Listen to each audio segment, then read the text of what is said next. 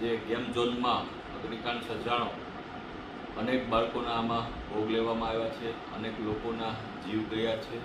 આજે પણ ઘણા બધા બાળકો લાપતા છે અને હજી સુધી પણ એના મા બાપો ગોતી રહ્યા છે. એવા અનેક ફરિયાદો પણ સામે આવી છે. રાજ્ય સરકાર દ્વારા તપાસના નામે એસઆઈટીની રચના કરવામાં આવી છે. નાના નાના અધિકારીઓને ઉપર કાર્યવાહી કરવામાં આવી છે, પણ જોવા જાવી તો આમાં જે ખૂબ મોટા માથાઓ જે છે, જે આઈએએસ કક્ષાના અધિકારીઓ છે, આઈપીએસ કક્ષાના અધિકારીઓ જે છે, માત્ર ને માત્ર એની બદલી કરી અને એની કાર્યવાહી કરવાના નામે નાટક કરવામાં આવી રહ્યા છે. ખરેખર આ ઘટના ખૂબ જ દુઃખદ છે.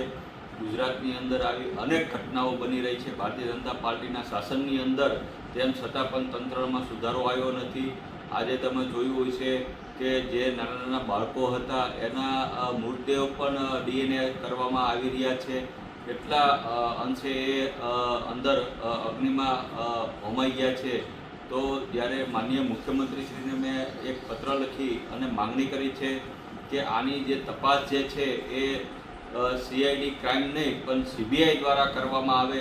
આઈએસ હોય, આઈપીએસ હોય, કમિશનર હોય કે અન્ય કોઈ કલેક્ટરશ્રી હોય, કોઈ પણને આમાં છોડવામાં ન આવે અને આની તપાસ સંપૂર્ણ ક્રાઇમ બ્રાન્ચ નહીં પણ આની જે તપાસ જે છે એ સીબીઆઈ દ્વારા કરવામાં આવે તેવી હું માંગ કરું છું. સાથોસાથ એ પણ માંગ કરું છું કે આવા અધિકારીઓ જે છે એને એની સંપત્તિની જાંચ જે છે એ ઈડી દ્વારા કરવામાં આવે અને એની સંપત્તિ જે ઈડી દ્વારા જાંચ કરી અને અપ્રમાણિક જો માલુમ પડે તો એની સંપત્તિની હરાજી કરી અને આવા જે ભોગ બનનાર વ્યક્તિઓ છે એને આપવામાં આવે અને રાજ્ય સરકાર તરફથી દરેક મૃતકોને 1-1 કરોડ રૂપિયા અને ઘાયલોને 25 લાખ રૂપિયા આપવામાં આવે તેવી હું માંગણી કરું છું.